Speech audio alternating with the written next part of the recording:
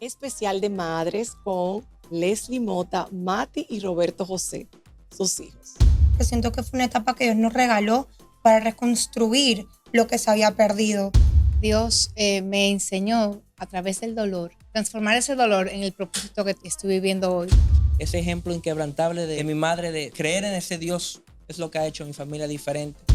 Yo no te puedo decir qué vas, pero la decisión que tú tomes, yo te voy a apoyar. ¿Qué le dirías hoy a tu mamá que sea un reflejo de lo que muchos hijos quisieran decirle a la suya? Hoy tenemos una historia que no solo se escucha, se siente. Una familia que pasó por momentos donde todo parecía romperse, pero eligió no rendirse. También con ellos, hoy honramos a todas las madres que, como Leslie, ha sido un ejemplo de fe y de amor. Qué alegría tener a la mitad de la familia Mota, gente muy querida y que, sin proponérselo, se han convertido en un testimonio, sobre todo de fe. Mati, Roberto y su madre Leslie, porque hoy honramos a través de tu historia a tantas mujeres resilientes, luchadoras, mujeres de fe y de valor. Bienvenidos. Gracias. Ingrid, por tu invitación. Leslie, voy a conversar contigo, con la madre de estos chicos. Falta la mitad de la familia. Quiero que sepan, son 4 hijos y un marido maravilloso. Pero voy a comenzar contigo pidiéndote qué tan corto podemos resumir, vamos a decir, el reto más grande que te presentó la vida y que te llevó a conectar aún más con la fe. El punto de quiebre fue la adicción de mi esposo, que me llevó a esa conexión con el Dios que yo hoy sirvo y me inició en el proceso de mi autoconocimiento de mi sanidad emocional. Ambos fueron como lo que me llevó a mí a poder construir la mujer que hoy está aquí. Sin embargo, en alguna vez que hemos conversado de esto más ampliamente, yo sé que tú luchaste 10 años por fe, orando y pidiendo a Dios que transformara tu marido y tu vida. Pero a mí me encanta cuando tú asumes la responsabilidad de decir, yo también tenía que mirarme hacia adentro. Es que todo se trataba de mí, no era de mi esposo. Yo siento que a través del dolor yo pude transformar ese dolor en crecimiento. Mi esposo fue como el síntoma, sin embargo, eso me llevó a mí a mirar hacia adentro y mirarme a mí. ¿Por qué? Porque yo no sabía quién era Leslie. Yo no sabía, yo estaba tan perdida de mí misma, como muchas mujeres, que nos perdemos a través del rol de esposa, el rol de madre, y perdemos lo más importante que podemos tener y el poder que tenemos de conocernos nosotras mismas, porque nosotros afectamos a nuestros hijos. Totalmente. Sin embargo, por esa quizás baja autoestima de aquel momento, te quedaste mucho tiempo hasta que Dios hizo el milagro. Sin embargo, mientras tanto, ustedes eran testigos de una familia que estaba siendo disfuncional. Y voy a comenzar con Roberto. Quiero saber para ti, como el único varón de los hijos que te tocó vivir, estando pequeño inclusive, ¿tú te dabas cuenta de lo que estaba pasando con tu padre y con tu madre? ¿Cómo tú lo recuerdas haberlo vivido? Primero que todo, muchas gracias por la invitación y tenernos acá. Yo siento que mi infancia fue feliz hasta que me di cuenta que algo no era normal. Comencé a ver a un padre que salía un viernes y llegaba un lunes, salía en saco, regresaba en traje de baño.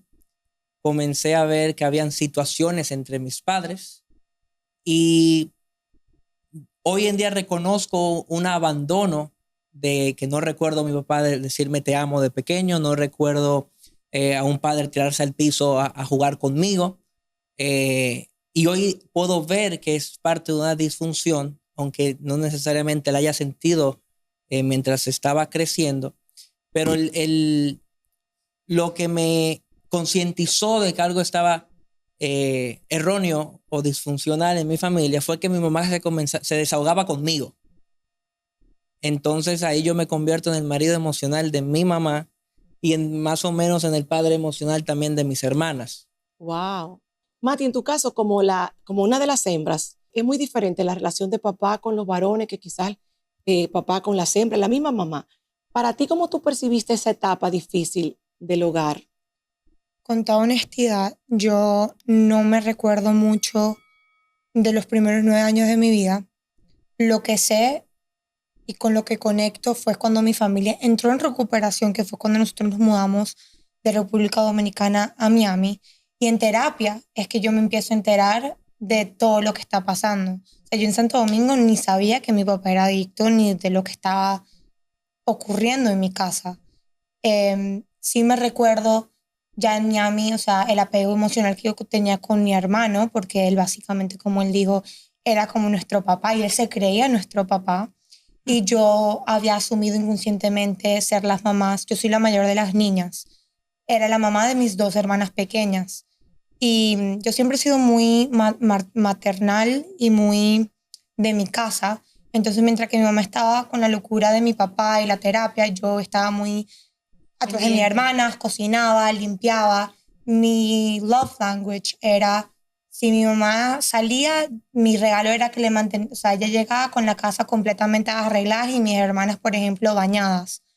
Pero fue como, creo que mi mecanismo de defensa fue que I suppressed Ajá. ese abandono que sé que tengo y sentí de mis primeros 10 años de mi vida acá en República Dominicana hasta que mi papá entró en recuperación. Sí, como lo dijiste en inglés, lo voy a traducir porque es muy, muy valioso lo que tú estás diciendo y es que tú lo bloqueaste, diríamos en Sí. español, tú bloqueaste esa etapa. Fíjate cómo tú dices, yo no tengo memoria de los primeros 9 años, de qué pasaba en casa, pero tú estabas ahí. Claro. Pero tu inconsciente para protegerte lo borró o lo guardó.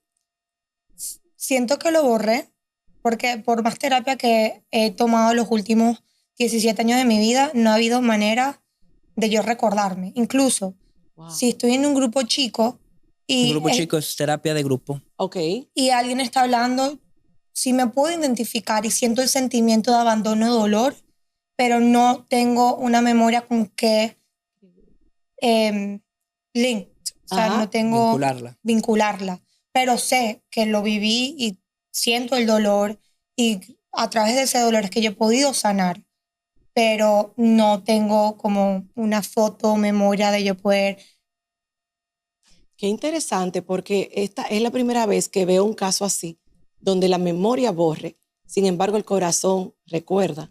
Porque la enfermedad de la adicción es una enfermedad que podemos llamar adicción, pero el abandono emocional de padres por no estar presentes emocionalmente, porque no es solamente los que consumen, muchas personas no consumen sustancia y eso no los le quita el abandono que le dan a sus hijos, porque Ajá. si tú no estás para ti, tú no puedes estar para más nadie. Entonces mis hijos eran chiquitos, o sea, María Matilde con su papá empezó en recuperación, tenía 9 años, Robertico tenía 12, la otra tenía 7 y la otra tenía 2 años. Entonces, realmente, cuando uno entra en esta vida de recuperación, que tú te das cuenta, todo, y por eso que yo te decía ahorita, la responsabilidad que tengo yo en todo eso, no solamente mi esposo, yo tenía responsabilidad, porque si yo hubiera estado sana emocionalmente, yo salgo de esta disfunción y no expongo a mis hijos.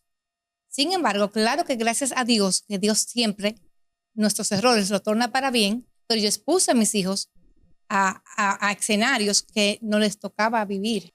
El que tú te volvieras en un momento el confidente de mamá y también el padre emocional de tus hermanos pequeños, de tus hermanas pequeñas, hoy que ha pasado el tiempo y que ya tú eres un hombre que ha sido muy sanado por Cristo y por la terapia también, hoy o en algún momento tú recuerdas como algo injusto, tú te sentías que tenía una carga pesada o se convirtió en tu norma, en tu normal. Honestamente. Yo decía que yo no tenía resentimiento en contra de mi papá hasta que un día, cuando él regresa a la casa, yo como aproximadamente 13 años, y él estaba trayendo el orden y la corrección que un padre hace, pero como yo no estaba acostumbrado a eso, yo le hablé mal, le grité y le dije, ¿qué tú estás hablando aquí si ahora fue que tú llegaste? Wow. Y ahí fue que yo pude ver que sí había un resentimiento.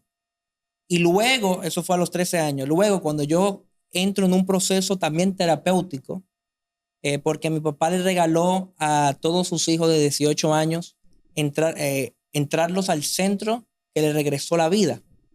Porque en el centro tú te das cuenta que el problema de la droga es un fruto, no es la raíz. El problema de la adicción, los patrones disfuncionales, son simplemente los síntomas, no es la raíz del árbol. Entonces mi papá nos entró, Mati también estuvo, yo estuve, Sofía estuvo, hemos estado en el centro que te enseña a realmente conectar contigo mismo y no solo ser personas intelectuales. Vivimos en un mundo donde te enseñan a cómo pensar, Ajá. pero no a cómo sentir. Wow. Entonces vivimos en una generación, en una sociedad completamente desconectada de sí mismos. Y lo que para nosotros era normal, cuando tú entras en lo que es la sanidad realmente, te das cuenta que muchas cosas que para todo el mundo, la sociedad es normal, en realidad es disfunción y estamos acostumbrados a la disfunción. Y cuando nos enseñan la sanidad, entonces eso es lo extraño, eso es lo diferente. O sea, para responderte a tu pregunta, cuando ya fui consciente me di cuenta que sí, mi infancia fue robada porque tuvo que crecer antes de tiempo, tuve que madurar antes de tiempo. En vez de estar preocupándome por cosas de cómo armar el Lego, me preocupaba si mi mamá estaba bien, si había el dinero en la casa para poder pagar las cosas. A mí me daban dinero mis tías o mi abuela. Yo le decía, mami, tú necesitas esto. Cosas que un niño no debe de vivir. Ujú, ujú. Sin embargo, fíjate como tú decías, Leslie, y yo voy a recuperar eso, que Dios es un Dios de propósito, que a pesar de que por quizás tu baja autoestima y no tener tu identidad tan clara, tú permaneciste más tiempo en la toxicidad del que debieron vivir ustedes. Sin embargo, por eso llegan todos a terapia, para ayudar a papá a su recuperación. Él va al rehab, pero ustedes todos van a terapia con él. Y mira de qué manera los prepararon para la vida real también, que es hoy. Mati, cuando tú llegas a través de tu papá a la terapia, ¿verdad? De familia y personal, que tú te das cuenta de que tu papá había sido adicto, de todas las cosas que no estuvieron bien en su momento. ¿Cuál es tu reacción cuando tú te empiezas a dar cuenta de toda la verdad que había vivido tu familia? ¿Cómo te cala a ti eso en lo personal, ya tú más grande? En el momento que estaba pasando, creo que no tenía la conciencia de que tengo ahora.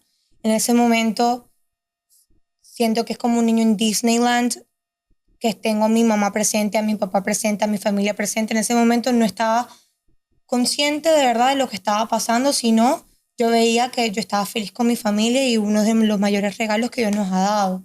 Incluso cuando nos preguntan qué fueron esos años para mí, que fue en el 2009 que nos fuimos, yo puedo decir, aunque económicamente no teníamos la casa más grande, aunque económicamente no era que éramos súper pudientes, puedo decir que han sido uno de los años más felices de mi vida, porque tenía a mi papá, tenía a mi mamá, tenía a mi hermano, no a mi papá hermano, y estábamos empezando una relación saludable entre toda mi familia. Yo me recuerdo que cuando mi papá empezó su negocio, que era un car wash, y faltaba uno de sus trabajadores. Me recuerdo que hubieron fin de semana que él traía los carros y nosotros los ayudábamos a limpiar los carros. Y eso para mí era como, it was very fun. O sea, yo, no sé, o sea, estoy muy agradecida de esa etapa porque siento que fue una etapa que Dios nos regaló para reconstruir lo que se había perdido. Entonces, en ese momento, cuando yo me estoy empezando a dar cuenta de lo que estaba pasando, yo no me llegué a dar cuenta de que mi papá era un adicto literal y de lo que habíamos pasado hasta que yo tenía, vamos a decir, unos 15 años. Porque con 9, 10 años yo no era, o sea, no era muy consciente del consumo de mi papá y de lo que de verdad estaba pasando. Cuando tú caes en cuenta de esa realidad, ya con 15 años, que tú lo asumes, ¿sentiste vergüenza? ¿Sentiste orgullo? ¿Cómo lo manejaste ya ahí? Puedo decir que sentí orgullo porque mi papá, después que él entró en recuperación y yo vi como no solo la terapia, sino Dios transformó el corazón de mi papá, yo estaré agradecida con Dios de cómo uno me devolvió a mi papá y a mi familia, pero del trabajo tan lindo que mi papá había logrado, que no solo porque muchas personas entran en recuperación Ajá. y vuelven a su vida y son un alcohólico en seco, se llama. Sí. Mi papá no. Mi papá hasta el día de hoy abraza su recuperación como lo más importante que él tiene, aparte de Dios siendo el centro de su vida y de su familia y de su casa. Y me recuerdo que yo como con 13 años, yo le reprochaba a mi papá, vamos a decir un viernes, que él siempre todos los viernes tenía un grupo, creo que era de recaída. Yo le decía, ¿por qué tanto grupo? ¿Por qué tanta terapia? Ya tú estás bien, yo quiero, vamos a decir, jugar contigo. Y él me decía, gracias a eso, es que yo estoy donde estoy y tenemos todo lo que tenemos. Y ya yo después de grande fue que entendí que eso era un no negociable para él poder estar bien para nosotros. Wow, qué importante. Y Roberto, tú vivías todo eso ya con más conciencia, porque además asumiste mucha responsabilidad. Y se combinó la recuperación de él, pero también con el proceso económico más difícil de la llegada de ustedes a Miami, no con los recursos que necesitaban para tener la vida que quizás soñaban o estaban acostumbrados en algún momento. ¿Cómo tú recibes ese ir a terapia por tu papá, ese ver a tu papá en ese proceso de recuperación? ¿Lo recibes con rabia, con agradecimiento? ¿Ya tu fe estaba sólida? ¿Cómo fue tu proceso en ese tiempo? Mi hermana lo mencionó cuando estaba hablando. Para nosotros fue Hollywood, fue Disney. Casa nueva, vecindario nuevo, amigos nuevos. Siempre habíamos vivido en un apartamento, nos mudaron para una casa, teníamos una bicicleta, podíamos jugar. Entonces, Y perdón que te interrumpa, era un lugar donde nosotros nos mudamos en Miami que parecía, o sea, como un casa de campo, por decir la comparación para que puedan entender. Era un lugar que nosotros nos despertábamos, nos tocaron unos vecinos que al día de hoy eran como nuestras hermanas y unas familias espectaculares que nos enseñaron a montar bicicleta. Nosotros vivimos una infancia que nos tirábamos en un lago, llegábamos a la casa a las 10 de la noche, o sea, fue, no sé cómo, o sea, fue... Fue como venir a vivir en comunidad, Sano. porque eso es un vecindario así, es un vecindario que se vuelve tu comunidad. Y no solo el vecindario, o sea, el lugar era un paraíso. Y nos enseñaron a disfrutar en lo sencillo. Nosotros, en vez de esto, yo veo aquí que siempre hay un plan que vamos a hacer. Aquí el plan era ir a un picnic al parque con unos sándwiches y comerlo con un mantel en el piso de la grama. O sea, era algo como nosotros, Dios nos permitió de tanta opulencia quizá o de tanta distracción a disfrutar de los pequeños detalles, que lo más importante, como me dijeron mis hijos, era la unidad. Así o es. sea, ver a mi papá cocinándonos a nosotros. Él nos hacía empanada. Eso para nosotros no tenía precio. Ver a mi papá con una escoba limpiando la casa, eso no tenía precio. De un machismo. Veniendo De esta cultura. De esta cultura. Así que yo sí era más consciente, pero como el programa que entró mi papá era un programa muy bueno, en el sentido de que se reconoce que la adicción no es el problema del adicto, sino que es una situación familiar. A nosotros, mientras mi papá estaba en terapia, en su terapia individual y de grupo, nosotros también estábamos simultáneamente en una terapia de familia. Y trabajo, Leslie. Y entonces, desde los 13 años, yo tomé rápido todo lo que era la adicción, los problemas, las disfunciones y demás. Entonces, se nos enseñó que ser vulnerables es ser poderoso, no es ser débil. Entonces, nosotros nunca sentimos vergüenza. Y como dice Mati, para mi papá es nuestro orgullo. ¿Cuántos padres no abandonan a su familia?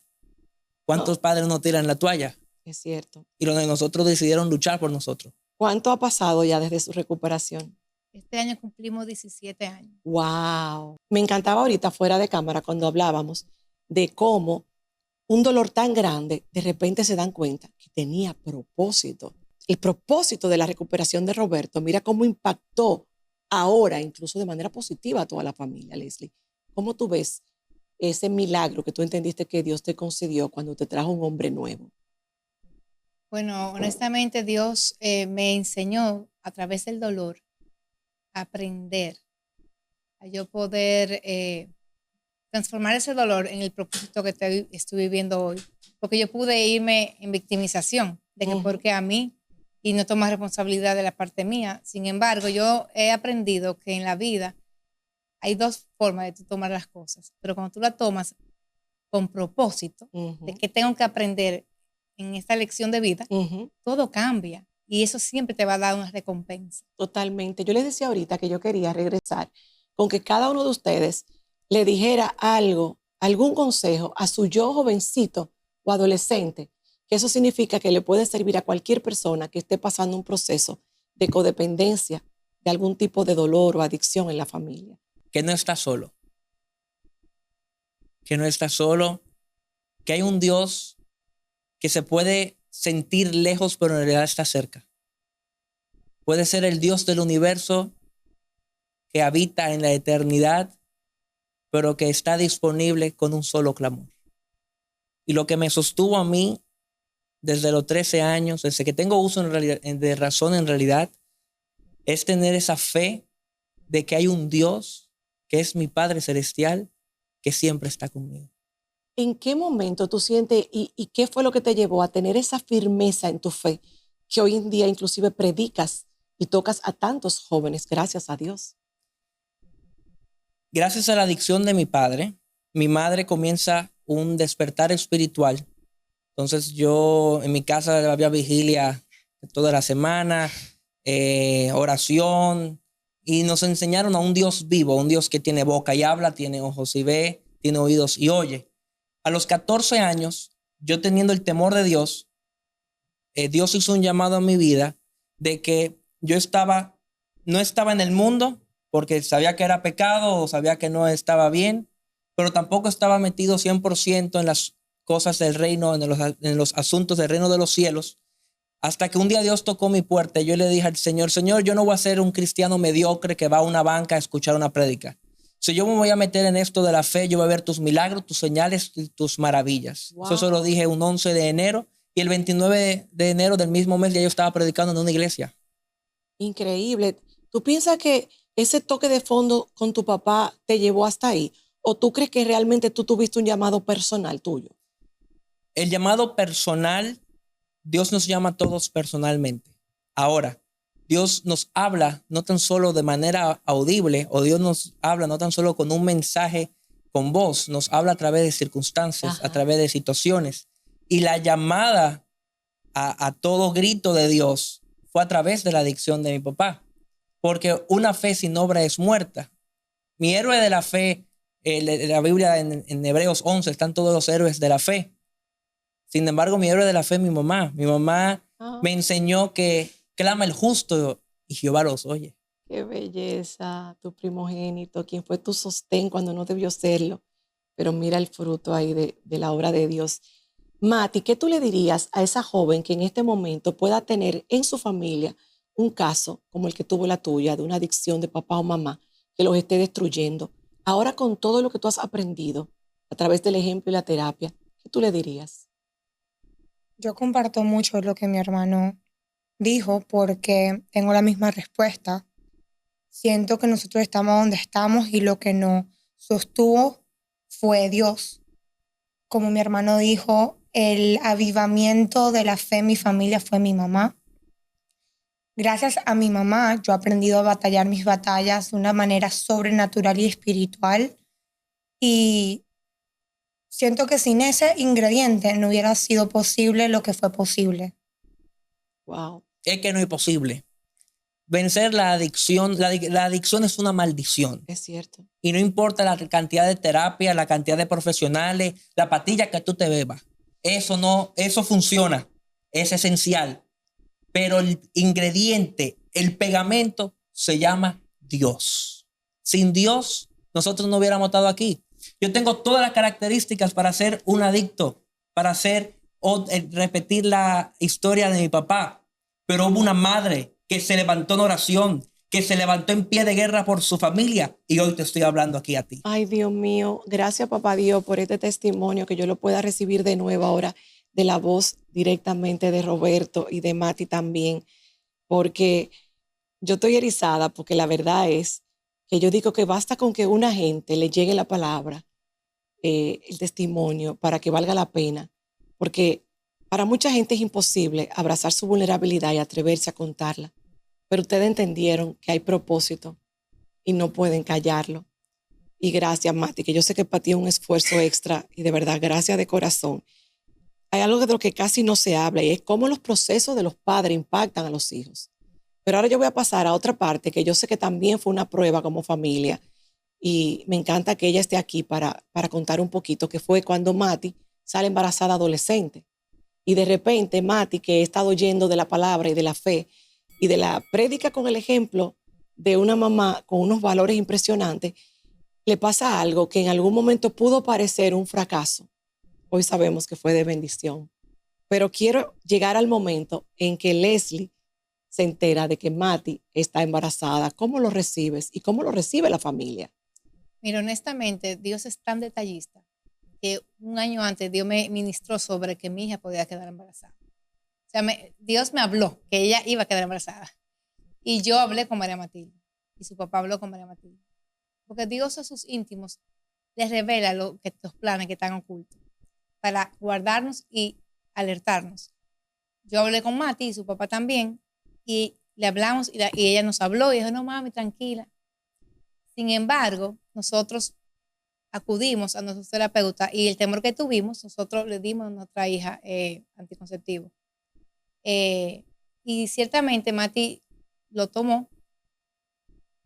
A los meses terminó con el noviecito que tenía en esa época.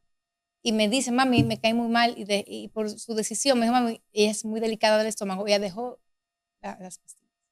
Y María Matilde, a los 2 meses, quedó embarazada de Lucía. María Matilde, voy contigo porque esa fue una vivencia muy tuya. ¿A qué edad, María Matilde, Mati? A los 16. A los 16, una adolescente. Mati, ¿qué tú sentiste cuando te diste cuenta que en una reunión con tu expareja, tu exnovio, quedas embarazada? Mira, cuando yo me enteré que estaba embarazada, fue obviamente muy traumático para mí porque tenía 16 años. Incluso me enteré era la semana antes de yo empezar mi último año de bachiller. Mi mamá estaba en California.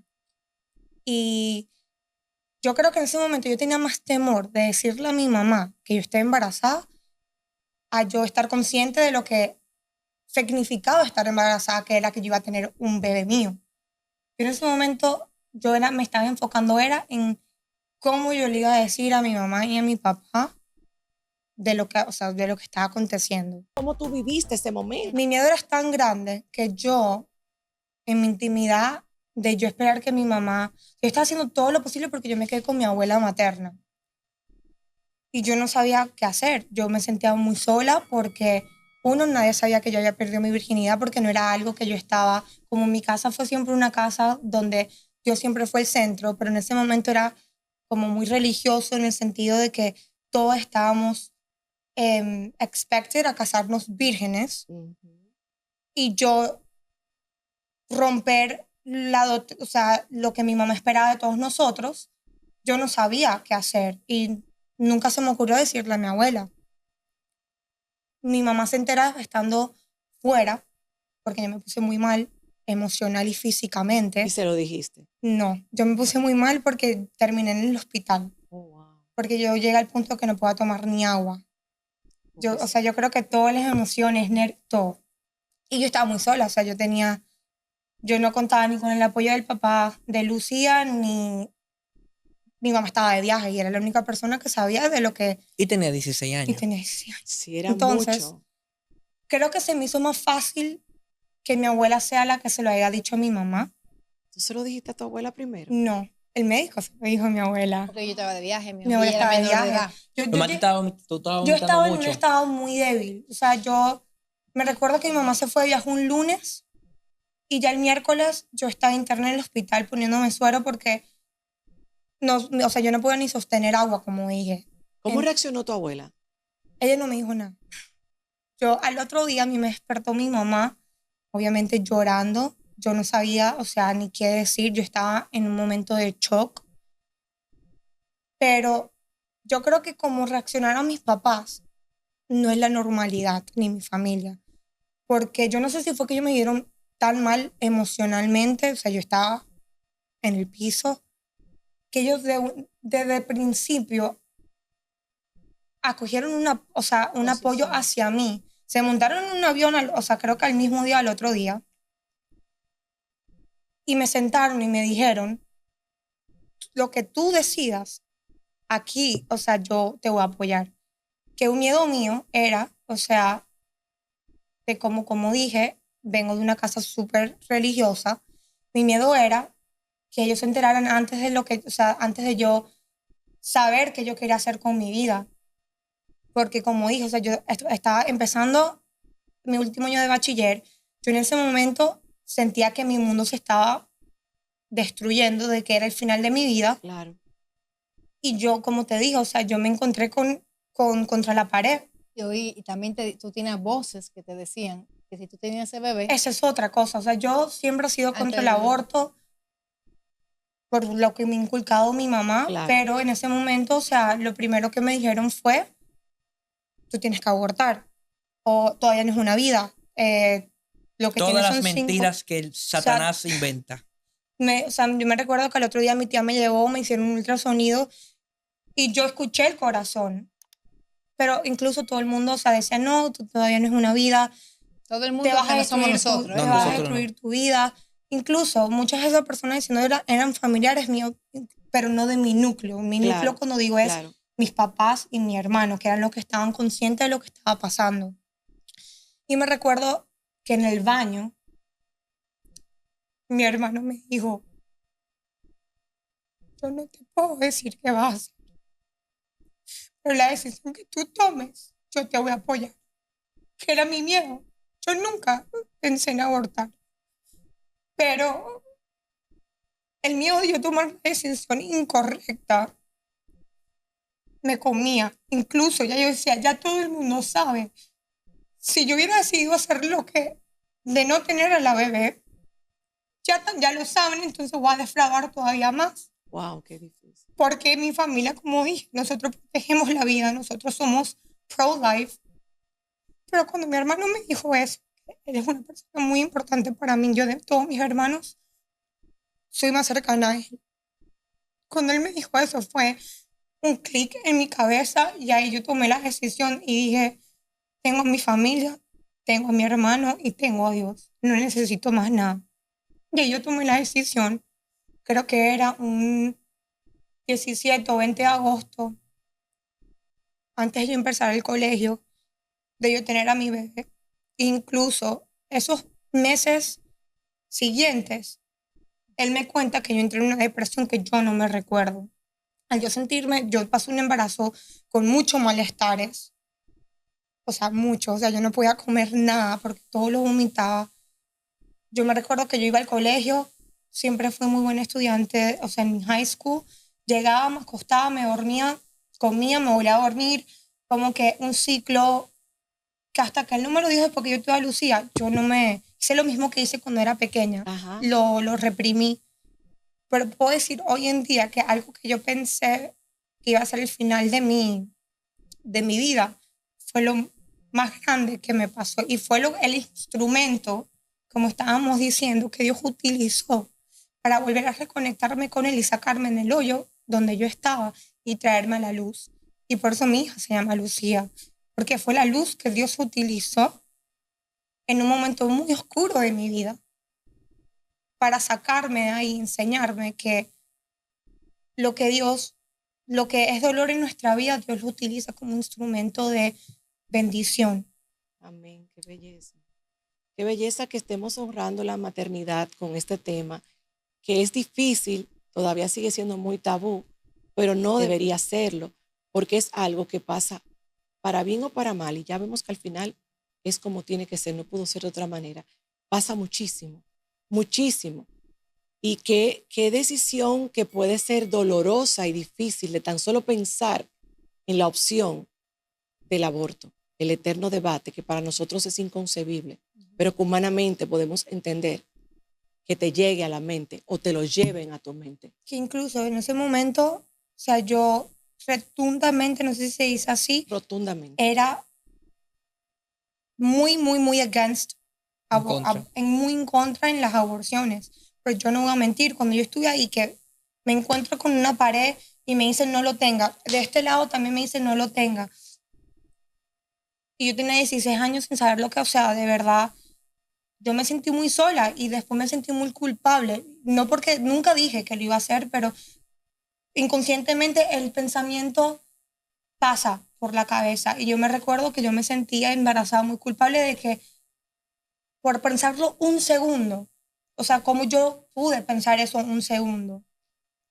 ¿Y hoy qué tú le dirías a esa chica de 16 años, que a esa Mati de 16 años, que hay tantas en este momento, viviendo ese momento de incertidumbre, angustia, miedo, qué tú le dirías ahora con tu experiencia de vida?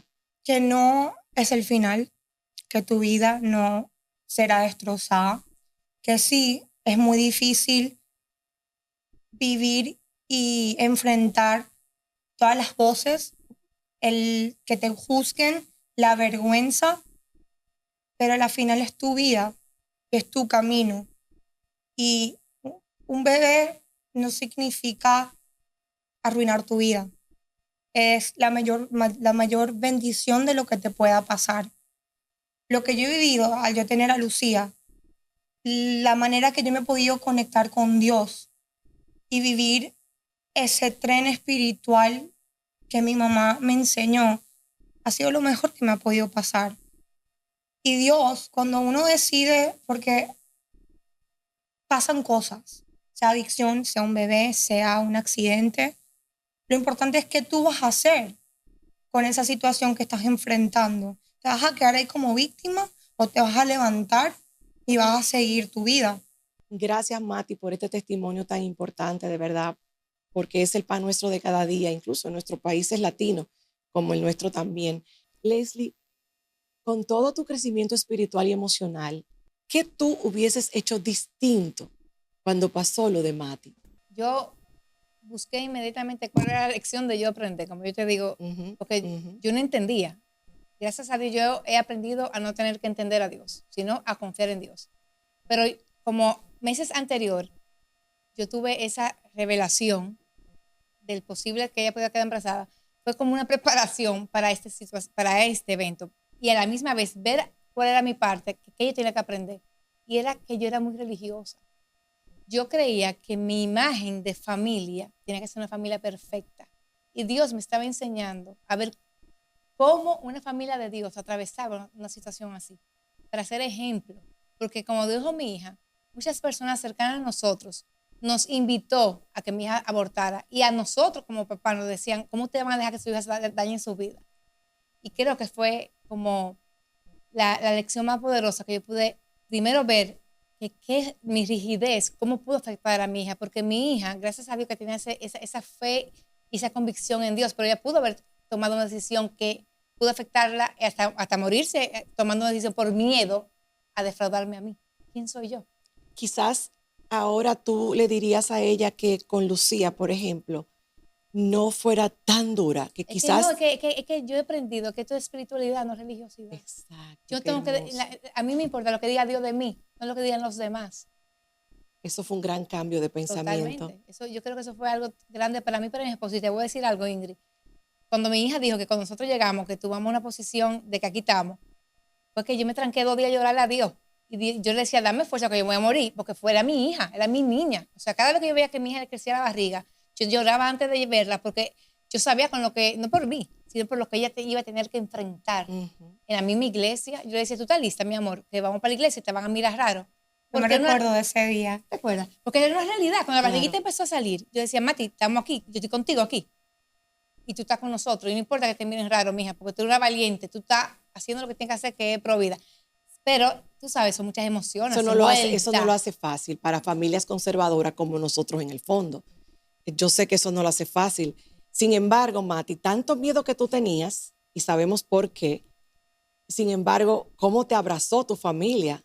Que fue, o sea, cuando las personas me preguntan, ¿cómo fue que tu mamá reaccionó? ¿Cómo reaccionó tu papá? Yo no tengo más palabras de decirle. Soy muy afortunada y agradecida de que mi familia lo que hizo fue abrazarme. Que ese abrazo que yo necesitaba, que incluso al principio se tocó, ahí fue que salió mi adicción y mi enfermedad de cómo me afectó en mis años de infancia. Esto fue el síntoma de lo que yo había vivido, que no se había trabajado, porque nosotros 4, cada uno, cuando en una familia disfuncional, tiene un rol. Y mi rol siempre fue ser la perfecta. No, si yo me sentía mal, pero mi hermana estaba enferma, yo resolvía yo para no agregarle carga a mi mamá. Claro. Y siempre aprendí a invalidarme mucho yo para no ser carga. Y esto fue lo que, o sea, yo nunca, en esta situación, mi mamá y yo nos convertimos inseparables. En esta situación, Dios lo utilizó para, yo siempre he sido cercana a, o sea, a mis papás y a mi hermano y a todo el mundo, o sea, de mi familia, pero hicimos ese vínculo que tanto me faltó cuando yo era niña. O sea, cuando a mí me pasó eso. Y fue como que también un regalo de Dios. O sea, pasó lo que pasó, pero Dios me regaló a tener una mamá como la que yo tengo y un papá como el que yo tengo. Porque no todo el mundo le pasa lo que a mí me pasa y tienen el apoyo que yo tuve. Yo nunca me tuve que preocupar si a mi hija le iba a faltar algo o si yo iba a estar sola, porque siempre mi papá y mi mamá me lo dieron. Yo me pude graduar de bachiller o sea, con mis amigos. Empecé la universidad igualmente el mismo año de mis amigos y me gradué hasta antes de lo que se graduaron mis amigos. Y mi hija nunca fue impedimento para mí en mi vida. Ahorita cuando dije que Dios utiliza, cuando tú usas tu dolor y permites que Dios trabaje en ti, Dios te recompensa más de lo que tú te puedes imaginar. Y a mí el regalo que Dios me ha dado, no solo mi hija, sino que me regaló un esposo que me ama con locura y no solo me ama a mí, ama a mi hija como si fuera de él. Ahorita que yo tengo una bebé, yo no veo diferencia porque mi esposo literalmente acogió a Lucía como si hubiera salido de él. Y eso es lo lindo de que tú lo único que tienes que hacer es entrar en sintonía con Dios y dejar que Dios te guíe. Porque lo que Él quiere para nosotros es mucho más de lo que nosotros nos podemos imaginar. Y hay una historia muy linda que no sé si tú puedas contarnos, que yo lo sé, que es la parte de cómo tú, a pesar de que quedaste embarazada, aquella única vez que te volviste a reunir con tu primer novio, sin embargo, luego pasaron los años y cuando encontraste el amor, te estuviste guardando Sí. para este hombre que ya era el que Dios tenía para siempre. Sí, desde yo chiquita mi mamá siempre nos inculcó que eso era algo que tienes que guardarte para tu matrimonio. Una de las razones por cual tuve mucho miedo en decir lo que había pasado era por eso. Y cuando ya yo entro en recuperación por mí misma y por mi hija, como mi hermano dijo, que yo fui a también al centro que mi papá fue, porque yo quise, y fue un regalo increíble que mi papá me hizo porque pude trabajar muchas de mis emociones y romper cadenas generacionales para yo no repetir con mi hija. Sí. Cuando yo conozco a Daniel, antes de yo conocerlo, Dios le había dado una palabra a mi mamá, que me había vestida de blanco. Yo en ese momento ya estaba en una etapa de mi vida que estaba volviendo a salir a luz. Ya Lucía había nacido, yo estaba ya en la universidad, me sentía feliz. Cuando mi mamá me dice eso, yo digo, amén. Pero yo me imaginé, yo tenía ahí 17, 18 años. Yo dije, eso será, no sé, como en 10 años. Al mes, Daniel apareció en mi vida. Lucía tenía 11 meses. Lucía, yo conozco a Daniel con Lucía de un mes y medio. Wow. Pero en ese momento no nos conectamos. Cuando Lucía va a cumplir el año, fue que Daniel tocó la puerta. Que en ese año Dios estuvo trabajando en mí. Wow. Y yo soy una persona que yo no hago nada sin que Dios a mí me hable. Y cuando Daniel enseña, muestra interés en mí, yo lo primero que hice fue, se lo entregué a Dios. Yo dije, si ese no es el esposo que tú tienes para mí, o sea, háblame, porque yo hice una promesa que yo no iba a estar con nadie hasta que Dios me mostrara a mi esposo y esa fuera la persona con quien yo me iba a casar. Y cuando empezó el noviazgo con Daniel, ya yo estaba mucho más madura y mucho más firme. Lo primero que le dije fue, mira, yo tengo una hija, pero yo no pienso hacer nada hasta que yo me case. Wow. Y Daniel fue tan lindo que él me lo respetó. Y no solo me lo respetó, Dios también empezó a tratar con Daniel y Daniel empezó a caminar en fe. Y no solo nos guardamos al matrimonio, sino nosotros juntos empezamos a crecer en fe. Y mi casa, el centro de mi casa, es Dios. Qué belleza. O sea, que lograste la familia de tu sueño, tu para siempre que Dios tenía para ti. Sí. Y creciste en el proceso. Qué hermoso. Cuando tú escuchas, Roberto, el testimonio de tu hermana, que creo que es la primera vez que se atreve a decirlo públicamente, ¿cómo tú te sientes? Tú que fuiste ese hermano papá y luego ese hermano mejor amigo. Orgullo, orgullo. Estoy muy orgulloso de ti, Mati.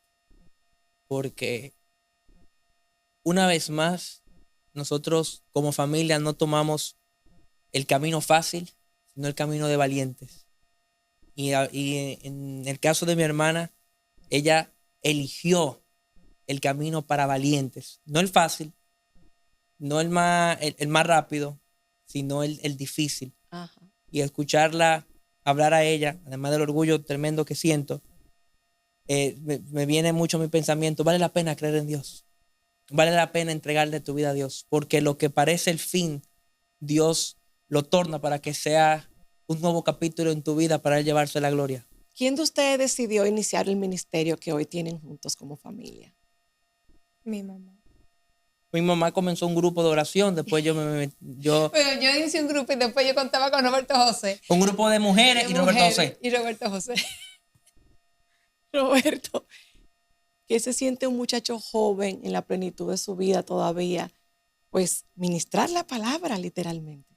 No, eso es lo normal grande del mundo. Eso es lo normal grande del mundo. Cuando tus ojos son abiertos y te das cuenta que la fe no es para salir de problemas, sino para conocer al Dios vivo. Tus ojos son abiertos a darle atención a lo que merece la atención. Las personas siempre me preguntan, Roberto, ¿cómo se te hace tan fácil creer en Dios? Uh-huh.